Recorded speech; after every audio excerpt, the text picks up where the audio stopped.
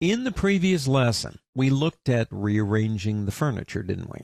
Moving things about, putting them wherever we want them to be. Understand that if I do what I'm doing right now, every time I open up Photoshop until the day the world ends, those will be right there. I can always come up and reset whichever one of these I'm on. And you will notice that if we go up here, Adobe does have a few for us. Like they have one on painting, and they have one on 3D or motion. Let's go back to Essentials. Those are Adobe's. Every one they've given me are fine, but I want my own. I want to create my own look. I can do that. We did that in the last lesson. But if every time we wanted to rearrange the furniture, we had to do it instead of clicking a button, that wouldn't be much fun at all. So we can create our own workspaces. We'll make this easy. You get the idea. Sit down with a cup of coffee or tea or whatever you like, and think through the process of when you're doing a particular workflow in Photoshop, what are the most valuable assets that you need visible, those panels, and which ones don't you need? So let's just say, okay, I don't need styles like this one right here, and you could pull it out and click the little X button right here. Well, I don't work with swatches. I do my colors from here, so we could pull that one out and go ahead and click here. And we say, well, I don't know, why don't we put adjustments in color and save a little room and say pull that up to there.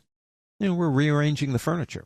And while we're here, I'm going to go into the word window, and I think I need, because I love them, I need history. That's already over there. I need actions. I love actions. So let's get actions, and that'll put it over here automatically. And I don't want it over there, so I'm going to drag it out of here. Well, I'm going to leave it right here. I mean, I wouldn't normally do that, but this is what I want. This is my workspace.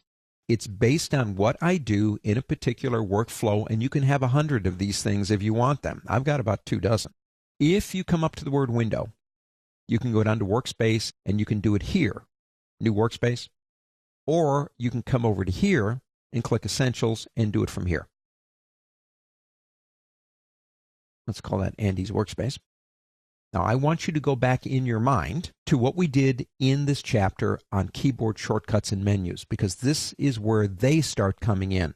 Not only can I tell the computer to capture this workspace, but what if I went, again, go to that lesson, what if I created unique shortcut keys? What if I changed the menus and took things out of them? And I want that too.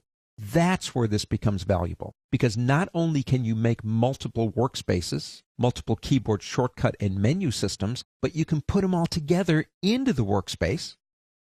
And let's go ahead and go back to Essentials. We have to reset it to make it work the first time. But if I go now into Andy's workspace, it'll give me what I want.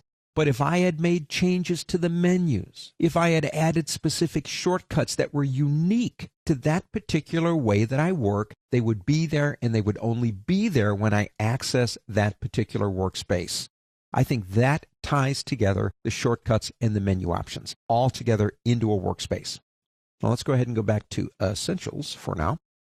If for whatever reason you don't like what you did, don't want it, never going to use it again, you can either go here to Essentials and say Delete Workspace, or you can come up here and say Delete Workspace.